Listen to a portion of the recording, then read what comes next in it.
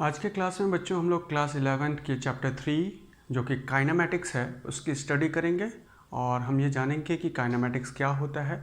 कुछ ऐसे टर्म्स जो काइनेमैटिक्स के इस चैप्टर 3 के दौरान हम यूज़ करेंगे उसके बारे में जानेंगे। आज जिस टॉपिक को हम लोग कवर करेंगे अपने इस क्लास में वो है concepts of frame of reference. उसके बाद हम लोग जानेंगे कि कॉन्सेप्ट्स ऑफ पॉइंट मास क्या होता है। उसके बाद देखेंगे कि state of rest and motion, thereafter types of motion देखेंगे और उसके बाद हम ये देखेंगे कि डिस्टेंस और डिस्प्लेसमेंट क्या होता है और कुछ न्यूमेरिकल्स करेंगे जो डिस्टेंस डिस्प्लेसमेंट के ऊपर बेस्ड होगा। तो आज की क्लास में हम इतने टॉपिक्स को कवर करेंगे। होपफुली कि आपको ये सारे टॉपिक समझ में आएगी। सबसे पहले हम लोग देखते हैं बच्चों कि काइनेमैटिक्स, चैप्टर का नाम क्या है, काइनेमैटिक्स। तो काइनेमैटिक्स होता क्या है, व्हाट इज़ काइनेमैटिक्स। तो हम कहेंगे कि अगर एक बॉडी मोशन कर रहा है, काइनेमैटिक्स साइंस का या फिज़िक्स का वो ब्रांच है जिसमें हम बॉडी के मोशन करते हुए सारे फैक्टर्स को स्टडी कर रहे होते हैं। जैसे डिस्टेंस, एक बॉडी अपने पोजीशन, एक बॉडी की पोजीशन क्या होगी, दूसरा वो बॉडी अगर अपनी पोजीशन चेंज कर रहा है तो टाइम के रिस्पेक्ट में चेंज करेगा, टाइम चेंज होगा और वो बॉडी अपनी पोजीशन चेंज कर लेगा। तो जब ये पोजीशन चेंज किया तो डिस्टेंस क्या होता है, डिस्प्लेसमेंट क्या होता है। ड्यूरिंग दिस प्रोसेस हम ये भी जानेंगे कि वेलोसिटी क्या होती है, किस टाइप का मोशन है। इन सारी चीज़ों की स्टडी करते हैं। बट मोशन होने के पीछे का जो कॉज है उसे बिना जाने तो हम कहते हैं कि हमारे काइनेमैटिक्स फिजिक्स का वो ब्रांच है जिसमें हम motion of charge, motion of particle तो स्टडी करते हैं without knowing the cause of motion. तो इसको हम यहाँ पे डिफाइन कर रहे हैं कि kinematics is a branch of physics. It defines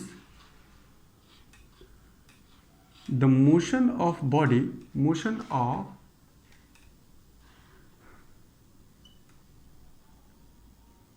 body considered to be it defines the motion of body without knowing its cause, without knowing its cause, knowing its cause, बिना ये जाने कि बॉडी क्यों motion कर रहा है। जब हम मोशन की स्टडी करते हैं बॉडी की तो हम कहते हैं उस सारे कॉन्सेप्ट्स को हम कहाँ पढ़ते हैं, काइनेमैटिक्स में। ठीक है, तो काइनेमैटिक्स में अभी हम जब स्टडी कर रहे हैं कि एक बॉडी अपनी पोजीशन चेंज कर रहा है तो क्यों चेंज कर रहा है इसके बारे में हम जानने नहीं जाएंगे। हाँ, उसने पोजीशन चेंज किया है तो उसने कितना डिस्टेंस ट्रैवल किया, what will be the displacement, velocity, acceleration, इन सारी चीज़ों को हम जानेंगे। बट ये हमें ध्यान नहीं देना है इस चैप्टर में काइनेमैटिक्स के दौरान कि बॉडी के मोशन करने के पीछे का रीज़न क्या है। ठीक है, तो ये काइनेमैटिक्स होता है कि हम मोशन को स्टडी करें without knowing the cause of motion, इसको हम काइनेमैटिक्स कहते हैं। अब देखते हैं बच्चों ये कि जब भी हम बॉडी का मोशन में है या बॉडी या रेस्ट पे है इसको डिफाइन करते हैं। तो हमें डिफाइन करने के लिए, जैसे मैं अगर आपसे बोलूं कि ये मान लिया जाए एक प्लेटफॉर्म है और इस प्लेटफॉर्म पे हमने कहा कि एक पर्सन खड़ा है। This is a person which is standing in front on the platform where there is a tree, एक ट्री है। और साथ में हम कह सकते हैं कि इस प्लेटफॉर्म के पास से एक ट्रेन क्रॉस हो रही है। ये हमने कहा कि दिस इज अ ट्रेन, ये ट्रेन क्रॉस हो रही है। तो हम कह सकते हैं कि अगर ये पर्सन यहाँ से देखता है तो उसे ये जो ट्री है उस ट्री का व्यू जो उसे होगा, ट्री उसे कैसा लगेगा देखने में, क्योंकि वो प्लेटफॉर्म पे खड़ा है तो ट्री उसके रिस्पेक्ट में क्या है, रेस्ट पे। बट ये ट्रेन जो लेफ़्ट से राइट के तरफ मूव कर रही है ये उसे कैसा लगेगा कि मोशन कर रहा है। सो यहाँ की चीज़ें तो समझ में आ रही हैं कि एक पर्सन प्लेटफॉर्म पे खड़ा है, प्लेटफॉर्म में एक ट्री है, वो ट्री उसे रेस्ट पे दिखेगी, और दूसरा ये जो ट्रेन उस प्लेटफॉर्म के पास से क्रॉस हो रहा है वो उसे मोशन करता हुआ दिखा। बट अगर हम कहें कि ये पर्सन अगर इस प्लेटफॉर्म से उठ के इस ट्रेन पे आ जाए तो हम कहेंगे with respect to this person now ये ट्री जो होगी वो क्या कर रही होगी बच्चों, तो हम कहेंगे ये ट्री मोशन कर रही है। और ऐसे कंडीशन पे ट्रेन क्या है, तो हम कहेंगे स्टेट ऑफ ट्रेन इस पर्सन के रिस्पेक्ट पे क्या है, रेस्ट में है। तो ये एक बड़ा अजीब सा कॉन्सेप्ट जानने को मिल रहा है कि जब पर्सन प्लेटफॉर्म पे खड़ा था तो वो पेड़ उसे जो दिख रहा है वो रेस्ट में दिख रहा था। रेस्ट उससे अगर पूछा जाए कि what will be the state of tree of the platform, तो वो बताएगा कि रेस्ट पे है। और अगर ट्रेन को पूछा जाता तो ट्रेन को वो बताएगा कि वो मोशन पे है। बट अगर वो पर्सन ट्रेन पे आके खड़ा हो जाए तो ट्रेन पे खड़ा होने के बाद अब वो ट्री के बारे में पूछा जाए तो वो बताएगा the tree is now in motion and the train is in rest. तो ये कॉन्सेप्ट जो हम कह रहे हैं कि ये हमारी स्टेट होगी ट्री की और ट्रेन की प्रीवियस और after when a person is standing on a platform and when a person is standing on a tree. हम देख रहे हैं कि कभी वो रेस्ट पे था तो कभी मोशन में हो गया, कभी ये मोशन में था तो रेस्ट पे हो गया। इन सारे कॉन्सेप्ट्स को कैसे हम को रिलेट करते हैं, क्यों हम कह रहे हैं कि एक इमोशनल, अगर हम देखें, हम इस पूरे व्यू को अगर पिक्चराइज करें तो हम ये कहेंगे कि हमारे रिस्पेक्ट में अगर हम यहाँ से देख रहे हो, जैसे स्क्रीन पे दिख रहे हैं, तो हमें ये ट्रेन कैसा है, हमें लगेगा कि ये ट्रेन मोशन कर रहा है। बट ये जो पर्सन इस ट्रेन के ऊपर खड़ा है उसे वो ट्रेन रेस्ट पे लग रहा है। और साथ में हमें ये ट्री अगर हम विजुलाइज करें तो ये ट्री हमें कैसा लग रहा है कि ये ट्री रेस्ट पे है। तो ऐसा कैसे पॉसिबल हो सकता है कि एक ही ऑब्जेक्ट कभी रेस्ट पे हो या कभी मोशन में हो। तो इन सारी चीज़ों को हम जानेंगे। तो ये रेस्ट और मोशन कैसे हम डिफाइन करेंगे कि कोई भी ऑब्जेक्ट रेस्ट पे है या मोशन, इसको जानने के लिए सबसे पहले हमें जानना पड़ेगा फ्रेम ऑफ रेफरेंस। तो अभी हमें ये जानना है कि फ्रेम ऑफ रेफरेंस क्या है, उसका कॉन्सेप्ट क्या है। तो हम कहेंगे फ्रेम ऑफ रेफरेंस के बारे में जानते हैं पहले। तो फ्रेम ऑफ रेफरेंस बच्चों, फ्रेम ऑफ रेफरेंस तो एक आर्बिट्ररी, एक इमेजिनरी कोऑर्डिनेट सिस्टम हम कंसिडर करते हैं।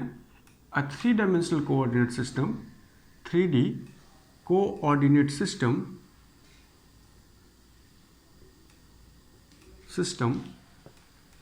is simply called as reference plane। 3 dimensional coordinate system को ही हम सिंपली क्या कह देते हैं, फ्रेम ऑफ रेफरेंस। ठीक है, तो फ्रेम ऑफ रेफरेंस एक्चुअली हम ऐसा कह सकते हैं कि एक 3 डायमेंशनल कोऑर्डिनेट सिस्टम जिसके रिस्पेक्ट में हम बॉडी की पोजीशन और उसके स्टेट को डिफाइन करते हैं, उसे हम क्या कहेंगे, फ्रेम ऑफ रेफरेंस। जैसे अभी हमने जो एग्जांपल लिया था उस एग्जांपल में ये हमारा प्लेटफॉर्म जिस पे पर्सन खड़ा है और इस पर्सन के रिस्पेक्ट में ये जो ट्री है, ये ट्री हमने बनाया और यहाँ से एक ट्रेन क्रॉस हो रही है प्लेटफॉर्म के पास से। तो हम कहेंगे कि ऐसे कंडीशन पे अगर हम इस पर्सन के विजुअल पॉइंट ऑफ व्यू से देखें तो पर्सन जहाँ पे खड़ा है उसके रिस्पेक्ट में अगर एक कोऑर्डिनेट सिस्टम बनाया जाए तो हम कह सकते हैं इस कोऑर्डिनेट सिस्टम में ट्री की पोजीशन और ट्रेन की पोजीशन कुछ ना कुछ होगी। ट्री की पोजीशन ये होगी और ट्रेन की पोजीशन ये होगी। मान लिया जाए ट्रेन के एक कंपार्टमेंट को हम कंसिडर करते हैं तो उस कंपार्टमेंट की पोजीशन क्या है, ये। नाउ इस फ्रेम ऑफ रेफरेंस में ये जो कोऑर्डिनेट सिस्टम हमने बना रखा था, इस कोऑर्डिनेट सिस्टम के रिस्पेक्ट में टाइम पास हो रहा है और टाइम पास होने में ट्री की पोजीशन चेंज हो रही है। तो हम कहेंगे नहीं, अब ट्री की पोजीशन चेंज नहीं हो रही है।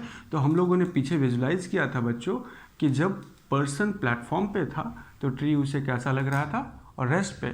और ये अब देखेंगे क्या, क्योंकि ये ट्रेन मोशन कर रही है तो कुछ देर के बाद हम देखेंगे इस कंपार्टमेंट की पोजीशन चेंज हो जाएगी। तो चेंज हो गई तो ऐसे कंडीशन पे ये कैसा इसको दिखा, मोशन करता हुआ। तो हमने किसके बेसिस पे बताया कि रेस्ट और मोशन की पोजीशन की स्टेट है, ऐसे आर्बिट्ररी या इमेजिनरी कोऑर्डिनेट सिस्टम को हम क्या कहते हैं, फ्रेम ऑफ रेफरेंस। ठीक है, तो यहाँ पे फ्रेम ऑफ रेफरेंस क्या है, हमारा प्लेटफॉर्म। नाउ अब जब इसी क्वेश्चन का जब सेकंड पार्ट हम लोगों ने देखा तो सेकंड पार्ट में मैं आपको बताया था कि एक ट्रेन है, उस ट्रेन के कंपार्टमेंट के ऊपर पर्सन जाके खड़ा हो गया और सामने उसने प्लेटफॉर्म को देखना शुरू किया और प्लेटफॉर्म पे एक पेड़ है। तो नाउ अब ये पर्सन कहाँ खड़ा है, तो हम कहेंगे ट्रेन के कंपार्टमेंट पे। तो ट्रेन के कंपार्टमेंट के रिस्पेक्ट पे अगर हम एक कोऑर्डिनेट सिस्टम बनाएं तो हम कहेंगे अब ये इस कोऑर्डिनेट सिस्टम के रिस्पेक्ट में ट्रेन की प्लेटफॉर्म की ट्री की पोजीशन ये है, और जैसे ही ये कंपार्टमेंट मूव होके यहाँ आया, कोऑर्डिनेट सिस्टम भी मूव होके यहाँ आ गया। अब ये पर्सन की पोजीशन हो गई, तो हम कहेंगे कोऑर्डिनेट सिस्टम में पर्सन की पोजीशन तो नहीं चेंज हो रही है, बट ट्री की पोजीशन नाउ चेंज हो जा रही है। ऐसे कंडीशन पे हम कहेंगे ट्री क्या हो रहा है, मोशन में। किसके रिस्पेक्ट में, तो उस कोऑर्डिनेट सिस्टम के रिस्पेक्ट में जो हम लोगों ने कंपार्टमेंट पे ड्रॉ कर रखा था। अब देखते हैं कि ये कंपार्टमेंट ए, पहले उसकी पोजीशन यहाँ थी, फिर कंपार्टमेंट ए की पोजीशन यहाँ आ गई, लेकिन क्या पर्सन की पोजीशन कंपार्टमेंट के रिस्पेक्ट में चेंज हो रही है, तो हम कहेंगे नहीं। तो हम लोगों ने इसे फिर क्या कहा था, now it will be at rest. So अगर हमें बॉडी की स्टेट को डिफाइन करना है कि वो रेस्ट में है या मोशन में, तो सबसे पहले हमें क्या नॉलेज होना चाहिए, फ्रेम ऑफ रेफरेंस। ठीक है, तो यहाँ हमारा फ्रेम ऑफ रेफरेंस क्या हमने ड्रॉ किया, प्लेटफॉर्म। यहाँ हम लोगों ने फ्रेम ऑफ रेफरेंस किसको डिफाइन किया, तो हमने कहा कि ट्रेन के कंपार्टमेंट को हम लोगों ने फ्रेम ऑफ रेफरेंस कंसिडर कर रखा था। तो फ्रेम ऑफ रेफरेंस क्या है बच्चों, तो हम कह सकते हैं it is an arbitrary coordinate system which is used to define the state of rest and motion. ठीक है, तो it is a 3 dimensional coordinate system which is arbitrary or imaginary, which is used to define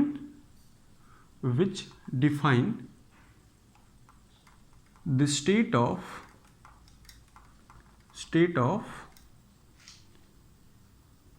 rest and motion, rest को या motion को define करता है। ठीक है, तो अब जब कोऑर्डिनेट सिस्टम हम लोगों ने बनाया बच्चों, तो इस कोऑर्डिनेट सिस्टम के इस एक्सिस को हम कह लेते हैं this is horizontal axis and this is vertical axis.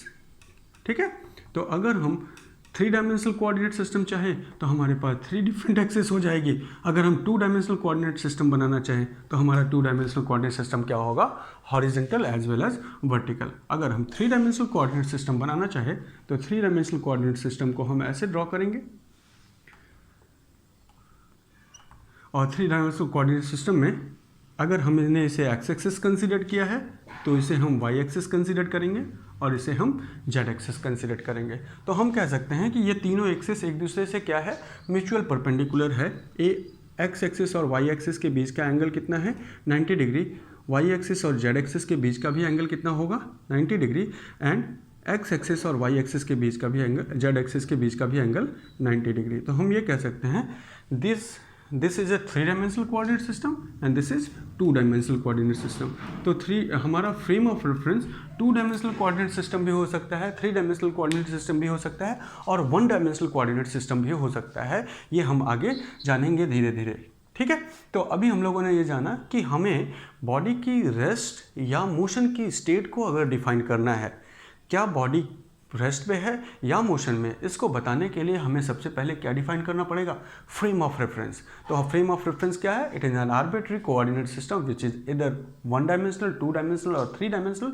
क्योंकि हम लोग kinematics thereafter motion plane पढ़ेंगे, तो इसलिए 2 डायमेंशनल और 3 डायमेंशनल के बेसिस पे हम लोग चीज़ों को डिफाइन करेंगे, and it define the state of rest and motion. Okay, now एक चीज़ हमें और जाननी है बच्चों कि अगर हम 2 डायमेंशनल कोऑर्डिनेट सिस्टम ड्रॉ कर रहे हैं तो हॉरिजॉन्टल और वर्टिकल के फॉर्म में हम इसे रिप्रेजेंट कर लेंगे। नाउ अगर हम देखिए 3 डायमेंशनल कोऑर्डिनेट सिस्टम है, तो 3 डायमेंशनल कोऑर्डिनेट सिस्टम बनाते समय हम इस बात का ध्यान रखेंगे कि हमारी एक्स एक्सिस और वाई एक्सिस और जेड एक्सिस, जब भी हम एक्स एक्सिस से वाई एक्सिस के तरफ के बीच का एंगल डिफाइन कर रहे हो, वाई एक्सिस से जेड एक्सिस के बीच का एंगल डिफाइन कर रहे हो, और जेड एक्सिस से एक्स एक्सिस के बीच का एंगल डिफाइन कर रहे हो, तो ये एंगल हमारा हमेशा पॉजिटिव 90 डिग्री होना चाहिए। पॉजिटिव, अगर एंगल को हम लोगों ने पीछे जाना है कि एंगल को हमेशा हम एंटी क्लॉकवाइज डायरेक्शन में रिप्रेजेंट करते हैं, तो हमारे कहने का मतलब ये है कि हमारा जो एंगल होना चाहिए वो एंटी क्लॉकवाइज 90 डिग्री होना चाहिए। कब,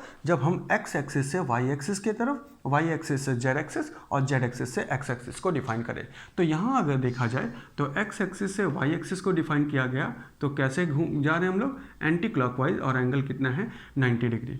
उसी तरह से वाई एक्सिस से जेड एक्सिस की तरफ आएंगे तो यहाँ पे भी एंगल कितना है 90 डिग्री। और कैसा हम लोगों ने कैसे एंगल लिया है, positive angle that is anti clockwise, और उसके बाद हम कहेंगे जेड एक्सिस से एक्स एक्सिस की तरफ भी आएंगे तो this angle is also anti clockwise and angle will be 90 degree. Now क्या ऐसा ये कॉन्सेप्ट आपको समझ में आया होगा? जब भी हम 3 डायमेंशनल कोऑर्डिनेट सिस्टम रिप्रेजेंट करेंगे तो 3 डायमेंशनल कोऑर्डिनेट सिस्टम में हमें एक्स वाई और जेड एक्सिस को ऐसे ही डिफाइन करना है कि एक्स एक्सिस और वाई एक्सिस के बीच में plus 90 degree means anti clockwise 90 degree angle होना चाहिए।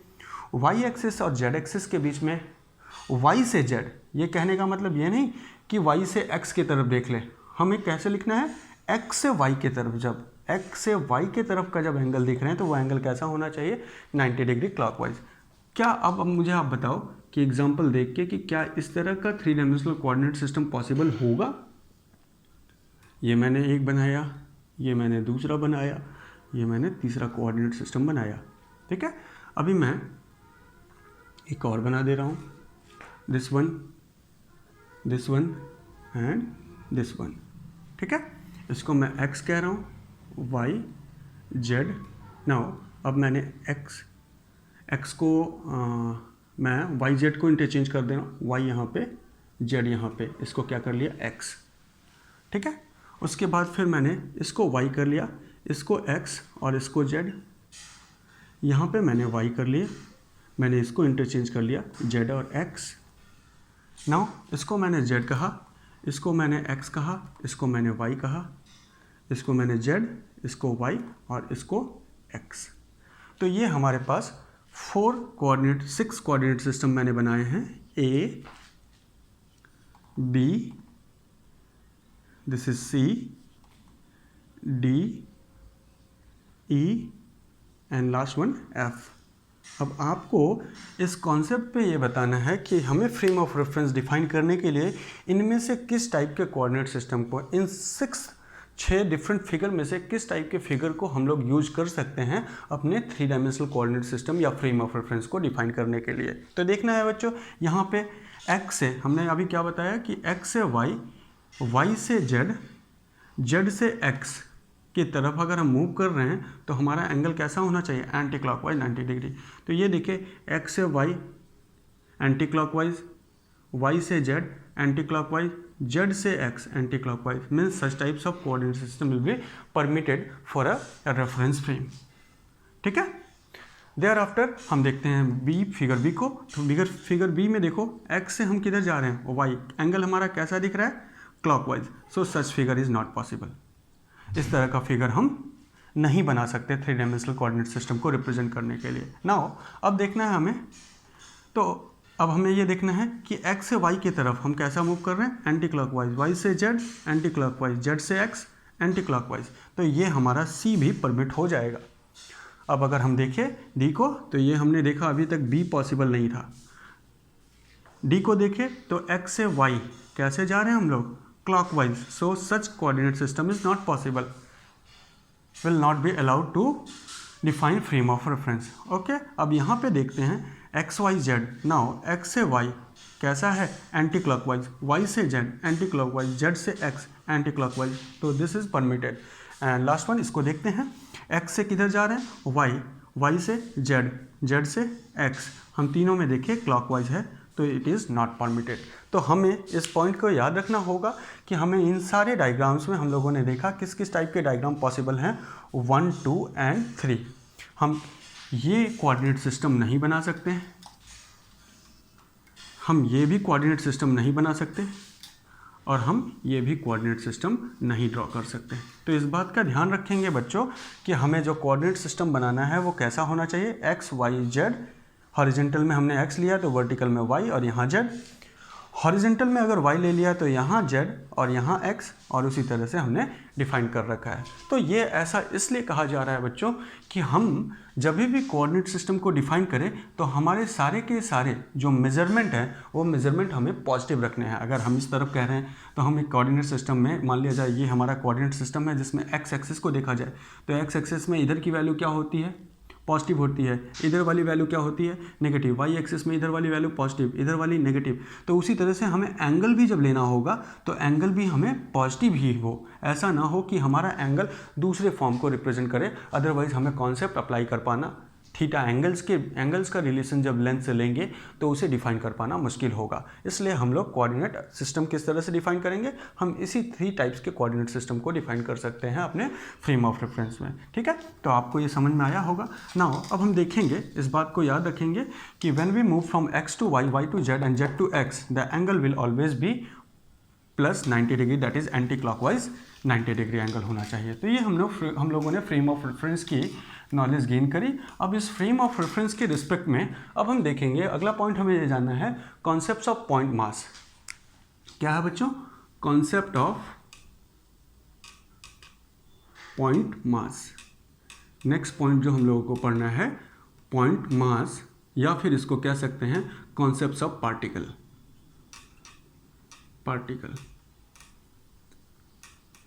ठीक है, तो concepts of point mass means कहने का कि जब हम काइनेमेटिक्स अप्लाई करेंगे तो हमारी बॉडी, हमारे काइनेमेटिक्स को अप्लाई करते समय हम कब बॉडी को पॉइंट मास कंसीडर करेंगे या पार्टिकल कंसीडर करेंगे और कब बॉडी को एक्सटेंडेड बॉडी कंसीडर करेंगे, ये हमें डिफाइन करना है। और काइनेमेटिक्स अप्लाई करते समय हमने जो भी कॉन्सेप्ट लगाया है वो एक पॉइंट पार्टिकल के लिए लगाया है, बड़े बड़े पार्टिकल्स के लिए नहीं। तो हम हर एक बॉडी को, अगर हम काइनेमेटिक्स अपने डे टू डे लाइफ में अप्लाई करते भी हैं तो हम अपनी बॉडी को as a point mass consider करते हैं। अब हमें ये जानना है कि ये पॉइंट मास क्या है, इसी चीज़ को हम समझेंगे। तो मान लिया जाए कि हमने कहा एक बॉडी है जिस बॉडी के पास 3 डायमेंशनल कोऑर्डिनेट सिस्टम में उसे रिप्रेजेंट करा जा रहा है। एक अगर ऑब्जेक्ट है तो उस ऑब्जेक्ट की मैक्सिमम 3 डायमेंशन में उसे रिप्रेजेंट कर सकते हैं हम। और वो 3 डायमेंशनल रिप्रेजेंटेशन हमारा क्या होगा, या तो उस ऑब्जेक्ट की लेंथ होगी अकेली, या तो ब्रेथ होगी अकेली, और या तो हाइट होगी अकेली, और या तो लेंथ, मैक्सिमम पॉसिबिलिटी ये है कि उसके लेंथ भी होगी, उसकी हाइट भी होगी और उसकी ब्रेथ भी होगी। तो ये मैंने कहा कि this will defines the length of the object and this will define the height of the object and this will define the breadth of the object. तो हम कह सकते हैं ये किसको डिफाइन किया, तो हम इसको लिख सकते हैं this will define with, this will define length and this will define height. तो एक ऑब्जेक्ट के पास मैक्सिमम लेंथ, ब्रेथ और हाइट तीनों हो सकती है। अगर ऑब्जेक्ट 1 डायमेंशनल होगा तो उसके पास सिर्फ लेंथ होगी। फॉर एग्जांपल लाइन, एक लाइन जो है, line is the distance between 2 point, और इसके पास क्या है, सिर्फ और सिर्फ लेंथ ही है। ठीक है, तो हम इसको कहेंगे 1 डायमेंशनल ऑब्जेक्ट है ये। और 1 डायमेंशनल ऑब्जेक्ट की हमेशा क्या होती है, सिर्फ एक कोऑर्डिनेट वैल्यूज होती है, या तो लेंथ, या तो हाइट, या तो विड्थ, ये होती है। अब मान लिया जाए हमने कहा कि हमारे पास एक अलग टाइप का फिगर है, दैट इज स्क्वायर और रेक्टेंगल। तो नाउ जब ऐसे ही हम स्क्वायर और रेक्टेंगल बनाएंगे तब इसके पास टू डायमेंशनल में इसको हम रिप्रेजेंट करना शुरू करेंगे, इसके लेंथ और इसके ब्रेथ में। Now this representation is 2 dimensional. और उसी तरीके से अगर देखा जाए तो एक क्यूब है या क्यूबॉइड है, तो हम कहेंगे इसके पास 3 डायमेंशनल कोऑर्डिनेट सिस्टम है, लेंथ, ब्रेथ और हाइट तीनों की तीनों है। तो हम लोग कह सकते हैं कि मैक्सिमम पॉसिबिलिटी क्या है कि एक बॉडी के पास 3 डायमेंशंस। ऐसे ये डस्टर, इस डस्टर को अगर हम कंसीडर करें तो इस डस्टर का कुछ ना कुछ लेंथ है, that is from left side to right side. इसकी कुछ हाइट है from down to top, and इसकी कुछ विड्थ है from rear end to bottom end, पीछे। ठीक है, यहाँ से यहाँ तक के बीच का हम ये कह सकते हैं फ्रंट से रेयर के बीच की डिस्टेंस। तो ये कह लिए left to right length, bottom to top height, and front to rear पीछे की तरफ क्या हो गया इसका विड्थ। तो हम कह सकते हैं कि ये एक बॉडी के पास ये स्ट्रक्चर हो सकता है। अब कह ले कि इस बॉडी ने अगर मोशन किया, इसका मतलब अपनी एक पॉइंट से दूसरे पॉइंट पे ये गया होगा।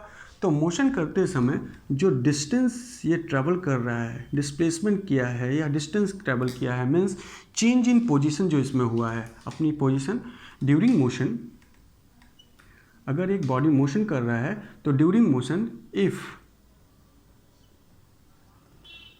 Length of change in position, उसने जो पोजीशन चेंज किया उसकी लेंथ इसके तीनों डायमेंशन से ज़्यादा है, is greater then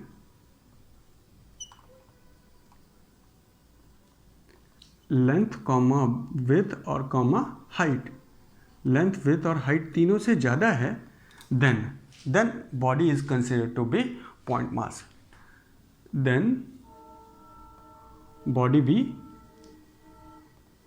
act as point mass, otherwise उस बॉडी को हम क्या कहेंगे, अदरवाइज इट इज एक्सटेंडेड। कैसी बॉडी है, एक्सटेंडेड बॉडी है, ठीक है। तो हम काइनेमैटिक्स हमेशा कैसे बॉडी के लिए अप्लाई करते हैं, जो भी कॉन्सेप्ट हम फिजिक्स में अप्लाई कर रहे हैं वो कॉन्सेप्ट एक पार्टिकल या पॉइंट मास के लिए है, ऐसी बॉडी के लिए नहीं है जो एक्सटेंडेड हो। तो अगर हम कह लें कि अगर एक बॉडी का मान लिया जाए, यहाँ पे हमने कह दिया इस बॉडी की लेंथ है 10 सेंटीमीटर, हाइट इसकी हम लोगों ने कंसिडर कर ली 8 सेंटीमीटर और इसकी विड्थ हमने कंसिडर कर ली दैट इज़ 2 सेंटीमीटर। और अगर ये बॉडी मोशन करता है तो length of change in position, मान लो ये पोजीशन अपनी चेंज किया और इसकी पोजीशन चेंज होके अब ये बॉडी इस लोकेशन पे पहुंच गया है, तो हम कह सकते हैं इसकी चेंज इन पोजीशन का जो लेंथ है वो लेंथ इसके लेंथ विड्थ और हाइट से ज़्यादा है क्या, तो हम कहेंगे हाँ, इसने जो चेंज इन पोजीशन किया लेट उसको हम 20 सेंटीमीटर कंसीडर करें। तो 20 सेंटीमीटर इसके तीनों डायमेंशन की जो वैल्यू है, लेंथ ब्रेथ और हाइट, तीनों से ज़्यादा है या नहीं है, तो हम कहेंगे 20 सेंटीमीटर चेंज इन पोजीशन है, इसकी लेंथ कितनी है 10, तो उससे ज़्यादा है, हाइट कितनी है उससे ज़्यादा है, विड्थ कितनी है उससे ज़्यादा है। Now in this condition body is considered to be point. अगर हम कह लें, ये क्लियर हुआ कि पॉइंट कब कंसिडर करेंगे, मान लिया जाए इस बॉडी ने जो डिस्प्लेसमेंट किया है, अपनी पोजीशन चेंज करी है, उस चेंज इन पोजीशन को मैं कह ले रहा हूँ it will B 9 centimetre. So change in position कितना है 9 सेंटीमीटर, ये विड्थ से तो बड़ा है, हाइट से भी बड़ा है, बट लेंथ से छोटा है। Now in this case the body is considered to be extended body. तो हमें एक बॉडी को पॉइंट मास तब कंसिडर करना है जब उसकी चेंज इन पोजीशन उसके तीनों डायमेंशन में जो बड़ी डायमेंशन है, जो लॉन्गेस्ट डायमेंशन है, जिसका मैग्नीट्यूड सबसे ज़्यादा है, उससे ज़्यादा हो तो हम बॉडी को क्या कंसिडर करेंगे, पॉइंट मास। क्लियर हुआ कॉन्सेप्ट। एक्सटेंडेड बॉडी कब होगी, जब ये सेकंड वाले केस में ये बॉडी क्या हो गई, एक्सटेंडेड, और पहले वाले केस में जब डिस्प्लेसमेंट इसने चेंज इन पोजीशन कितना किया था 20 सेंटीमीटर, तब ये बॉडी पॉइंट मास की तरह से एक्ट हो रहा था। ठीक है, अब आगे हमें ये जानना है कि हमारा जो काइनेमैटिक्स होगा वो काइनेमैटिक्स हमेशा हम बच्चों हमारी फिजिक्स का हर एक कॉन्सेप्ट हम पॉइंट मास के लिए भी इम्प्लीमेंट करते हैं। तो हम आगे की क्लास में एक बॉडी को मॉडल करके रखेंगे, कंसिडर करके रखेंगे कि वो बॉडी कैसा है, पॉइंट साइज का है, पॉइंट मास है, और उसको हम क्या लिख सकते हैं, it is also considered to be particle. Okay, तो इसको मैं अभी यहाँ पे इरेज कर रहा हूँ। इसको हम लोग ये कह सकते हैं, मान लिया जाए ऐसे भी हम कह लें कि हाँ, कॉन्सेप्ट ऑफ पॉइंट मास हम लोगों का क्लियर हो गया। ये आप लोगों को समझ में आया होगा कि पॉइंट मास कब होगा। चलो, अब मैं आपसे एक क्वेश्चन पूछ रहा हूँ कि let us consider this is a radius of a circle having radius 2 centimetre.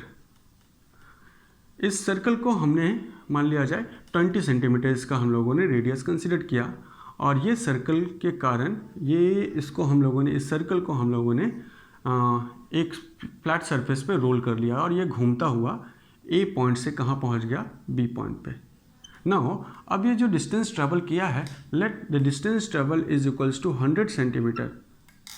ये ए और बी के बीच की लेंथ कितनी है, 100 सेंटीमीटर है। आप मुझे बताओ कि क्या ये बॉडी पॉइंट होगी, इस बॉडी को हम पॉइंट कंसिडर करेंगे या एक्सटेंडेड बॉडी।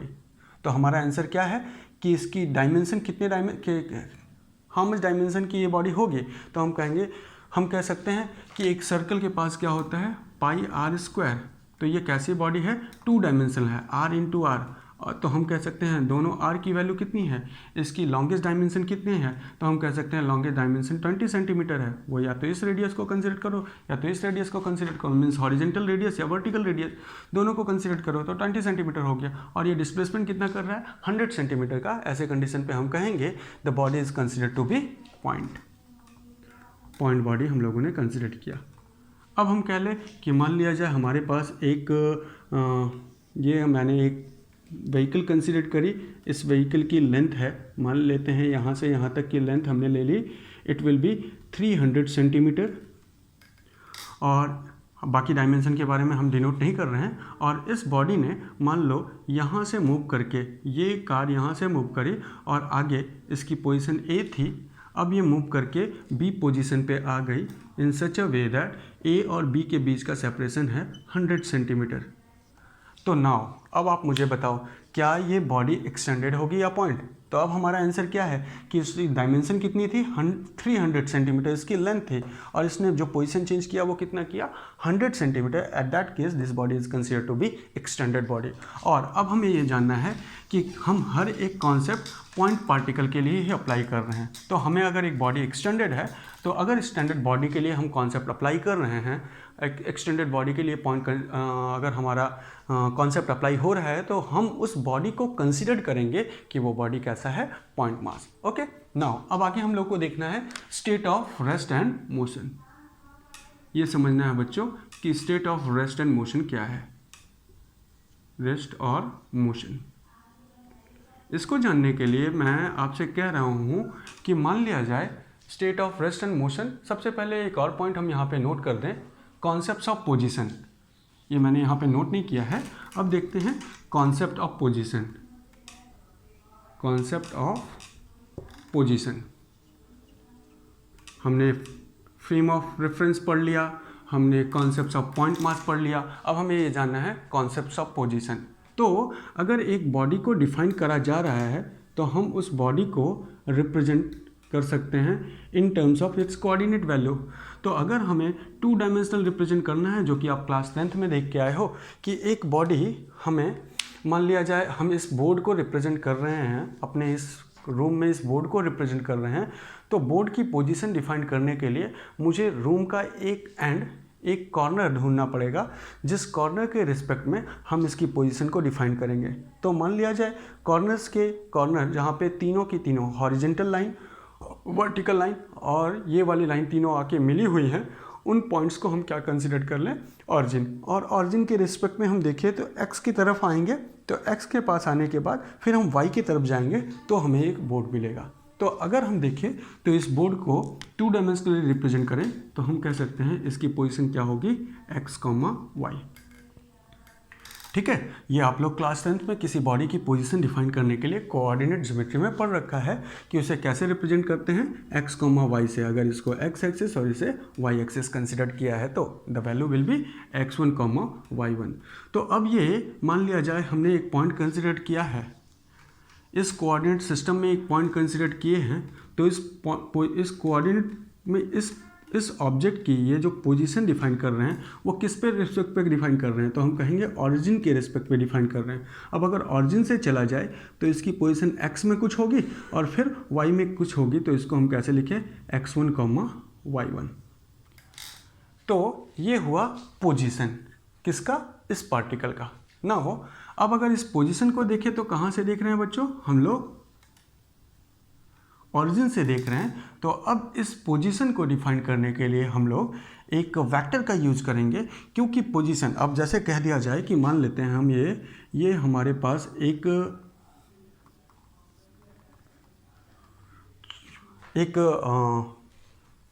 पोस्ट है, जिस पोस्ट के पास 4 डिफरेंट पाथ आके मिले हुए हैं। यहाँ पे एक पर्सन खड़ा है, यहाँ पे एक पर्सन खड़ा है, यहाँ पे एक पर्सन खड़ा है और यहाँ पे एक पर्सन खड़ा है। और इस पोस्ट के पास हम कह लें कि एक हमने स्टैचू लगा रखा है ना। अगर इसको हम कह लें नॉर्थ है, तो ये क्या हो जाएगा, ईस्ट, ये क्या हो जाएगा, साउथ, और ये क्या हो जाएगा, वेस्ट। तो हम कह सकते हैं कि अगर पर्सन ए, बी, सी और डी कह ले, तो पर्सन, ये हमने लेंथ कह लिया, let it will be 300 metre, this is also 300 metre, this is also 300 metre and this is also 300 metre. तो अब अगर कहें तो कॉन्सेप्ट्स ऑफ पोजीशन को समझने के लिए अब आप मुझे बताओ कि अगर ए से पूछा, बॉडी ए से, पर्सन ए से पूछा जाए कि ये स्टैचू किधर है, तो वो हमें क्या आंसर करेगा, वो हमें बताएगा कि ये स्टैचू 300 मीटर पे है और इसकी पोजीशन किधर है, टुवर्ड वेस्ट। पर्सन ए का आंसर क्या होगा, 300 मीटर टुवर्ड वेस्ट। उसी तरह से पर्सन बी से पूछे तो वो क्या बताएगा, वो बताएगा 300 मीटर टुवर्ड नॉर्थ। उसी तरीके से वेस्ट वाले से पूछा जाए तो उसका आंसर होगा 300 metre toward east, and north वाले से पूछा जाए तो वो भी बताएगा कि 300 मीटर टुवर्ड साउथ। तो हम देखेंगे कि अगर इस स्टैचू की पोजीशन इन चारों से पूछा जाए तो ये चारों के चारों स्टैचू की पोजीशन क्या बता रहे हैं, डिफरेंट बता रहे हैं। ठीक है, इसके रिस्पेक्ट में साउथ, इसके रिस्पेक्ट में नॉर्थ, इसके रिस्पेक्ट में वेस्ट और इसके रिस्पेक्ट में ईस्ट, लेकिन सबका मैग्नीट्यूड क्या है, सेम है। तो मैग्नीट्यूड अगर पूछा जाए तो मैग्नीट्यूड के फॉर्म में तो हम कह सकते हैं 300 मीटर। अब हम बी से बोल दें, बी ने आंसर किया 300 मीटर, क्या हम 300 मीटर सिर्फ बता देने से स्टैचू तक पहुंच सकते हैं? नहीं, 300 मीटर इधर भी हो सकता है, इधर भी हो सकता है, इधर भी हो सकता है, इधर भी हो सकता है, किसी तरफ। तो हमें क्या बताना पड़ेगा, उसके साथ साथ डायरेक्शन भी डिफाइन करनी पड़ेगी। तो हम कह सकते हैं the position is a scalar quantity और वेक्टर क्वांटिटी। आप मुझे आंसर करके बताओ कि क्या इस स्टैचू की पोजिशन बताने के लिए डायरेक्शन भी इंपॉर्टेंट है या नहीं है? तो हम कहेंगे हाँ, डायरेक्शन तो इंपॉर्टेंट है, मैग्नीट्यूड से काम नहीं चलेगा। इसका मतलब हमारा पोजीशन क्या है, एक वेक्टर क्वांटिटी है। तो हम अब पोजीशन को in terms of vector define करेंगे। ठीक है, तो यहाँ पे इस हमने जो कोऑर्डिनेट सिस्टम में जो पॉइंट को डिफाइन करा है वो एक पार्टिकल की पोजीशन डिफाइन करें, और इस पोजीशन को डिफाइन करने के लिए हम पोजीशन वेक्टर का यूज करते हैं। और पोजीशन वेक्टर को कैसे रिप्रेजेंट करेंगे, ऑरिजिन के रिस्पेक्ट में इस पॉइंट को रिप्रेजेंट कर रहे हैं तो हम कहेंगे OP vector, and this will equals to x value कहाँ है, x1 वैल्यू है x एक्सिस में, तो it will be represented by x1 i cap plus y1 j cap. और अगर इसमें यही हमारा पोजीशन 3 डायमेंशनल कोऑर्डिनेट सिस्टम में होता, x y z 3 dimensional coordinate system में होता, तो हम क्या कहते हैं, the position of a particle is x1, y1, z1। अब हम ऐसे डिफाइन करते हैं, और इसकी पोजीशन वेक्टर को कैसे डिफाइन करेंगे, तो हम कहेंगे position vector OP is given by x1 कहाँ है, x एक्सिस में तो i cap, y1 j cap plus z1 k cap. ठीक है, तो ये हम लोगों ने देखा कि क्या हो गया बच्चों, पोजीशन कैसे डिफाइन करा जाएगा। तो अभी तक हम पोजीशन को स्केलर फॉर्म में डिफाइन करते हुए आ रहे थे क्लास 10 तक। जैसे हम 11th में आए, हम लोगों को ये समझ में आया कि position is a vector quantity, so it can be represented using some vector notation. तो हम लोगों ने इसी पॉइंट्स को वेक्टर फॉर्म में और इस 3 डायमेंशनल पॉइंट को वेक्टर फॉर्म में रिप्रेजेंट कर लिया। तो ये हम लोगों ने जाना कॉन्सेप्ट्स ऑफ पोजीशन। नाउ अब हम देखते हैं कि स्टेट ऑफ रेस्ट और मोशन क्या होता है। तो state of rest and motion, इसको डिफाइन करा जाए कि what will be the state of rest and motion. तो हम कहेंगे कि मान लिया जाए इन दोनों ऑब्जेक्ट को हम देख रहे हैं, किसके रिस्पेक्ट में देख रहे हैं, इस फ्रेम ऑफ रेफरेंस में, किस पॉइंट के रिस्पेक्ट में, ऑरिजिन के रिस्पेक्ट में हमने दोनों ऑब्जेक्ट को कंसिडर किया। अभी हमने टाइम कंसिडर कर ली है, let the time will B t1। तो हम कहें t1 पे इसकी पोजीशन क्या है, p, इसकी पोजीशन क्या है, इसकी पोजीशन है x1, y1, इसकी पोजीशन क्या है x1, y1, z1। अब हमने कहा कि टाइम चेंज हुआ और now the value of time will B t2। सो अब हमारा टाइम चेंज हुआ, तो ये टाइम के बीच का जो डिफरेंस है, अब इसे हम किसके टर्म्स में बोलना शुरू करेंगे, तो हम कहेंगे it is time interval. Time interval, तो हम कह लें दो टाइम देखें, एक t1 और दूसरा टाइम देखें t2, such that t2 is not equals to t1। ऐसे कंडीशन पे टाइम इंटरवल क्या होगा बच्चों, तो time interval is also final time minus initial time, और इसको कैसे रिप्रेजेंट करेंगे, डेल्टा t से। तो टाइम इंटरवल क्योंकि t1 t2 के बराबर नहीं है, तो time interval is not equals to 0। तो दो डिफरेंट टाइम्स पे, 2 डिफरेंट टाइम्स में हम लोगों ने इस दोनों ऑब्जेक्ट को ऑब्जर्व करा in this frame of reference, और हमने देखा कि एट टाइम t1 इसकी पोजीशन p थी, एट टाइम t2 इसकी पोजीशन p है। तो ऐसे कंडीशन पे टाइम इंटरवल 0 है क्या, तो हम कहेंगे नहीं, टाइम इंटरवल 0 नहीं है।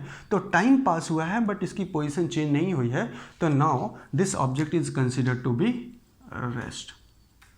ठीक है, उसी तरह से 3 डायमेंशनल कोऑर्डिनेट सिस्टम में देखें तो किसी t1 टाइम पे इसकी पोजीशन p1 थी, किसी t2 टाइम पे भी इसकी पोजीशन कैसी है, p ही है, that is x1, y1, z1। तो हम कहेंगे टाइम पास हुआ बट इस कोऑर्डिनेट सिस्टम में इस बॉडी की पोजीशन चेंज नहीं हुई, तो इसे हम क्या कहेंगे, this is rest. Okay, now अब देखते हैं कि हमारे पास ये कंडीशन क्लियर हो गया कि हम ये जाने क्या मिला रेस्ट की डेफिनेशन। तो हम कहेंगे when particle does not change its position, does not change its position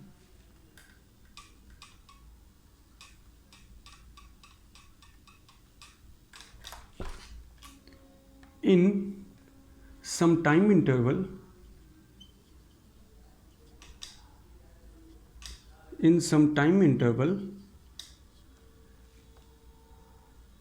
when particle does not change in position in some time interval in given frame of reference,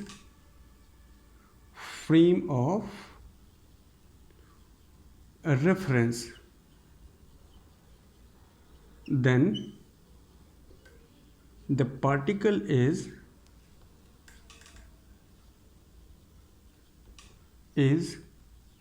considered as at rest. Particle कहाँ है? Rest पे है।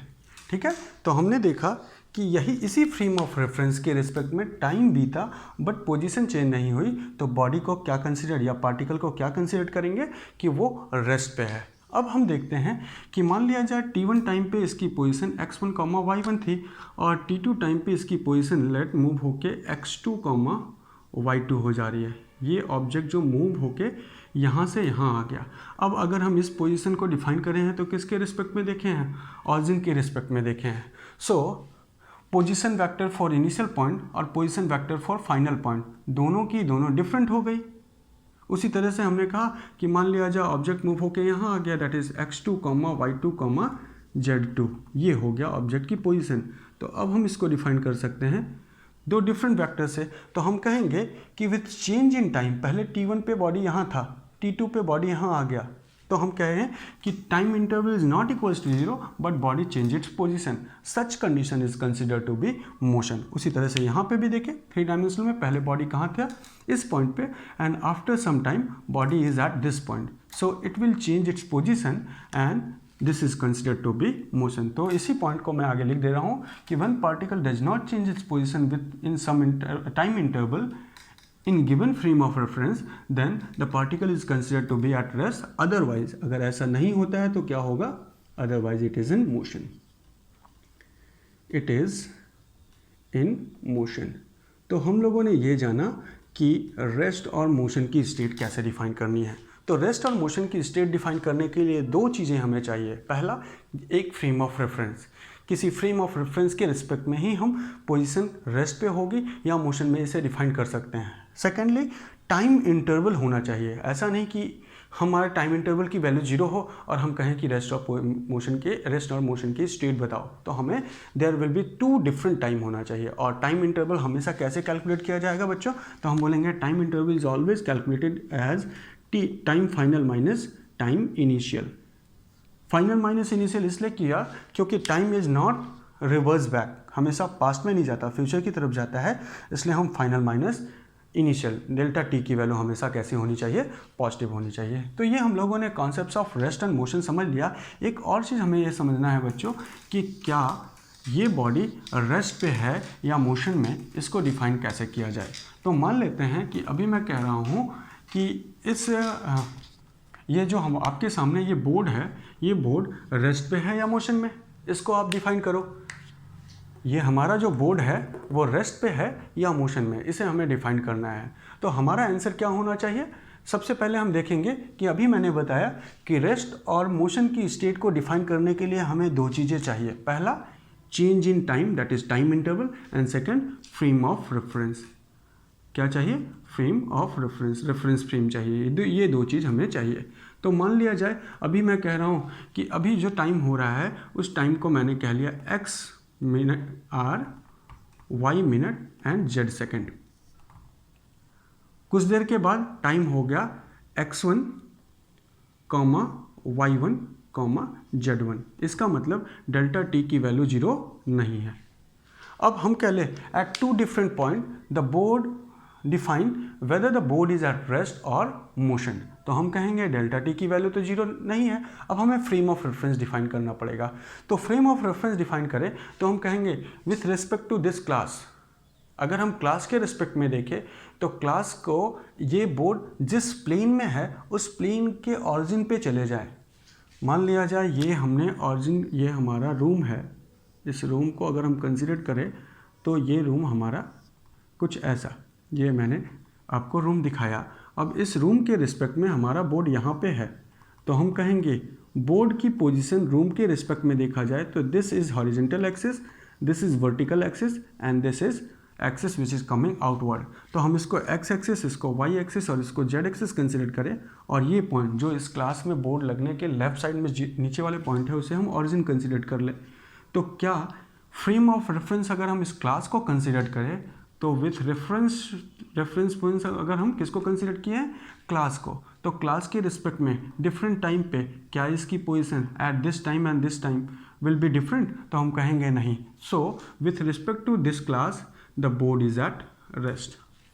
But अगर हम frame of reference consider कर लें कि ये जो मैं क्लास ले रहा हूँ ये क्लास किसी व्हीकल के अंदर है, मान लेते हैं कि ये पूरे क्लास को हम एक व्हील पे सेट कर रखे हैं, ठीक है, और अब ये व्हील जो है वो लेफ्ट साइड की तरफ मूव कर रही है।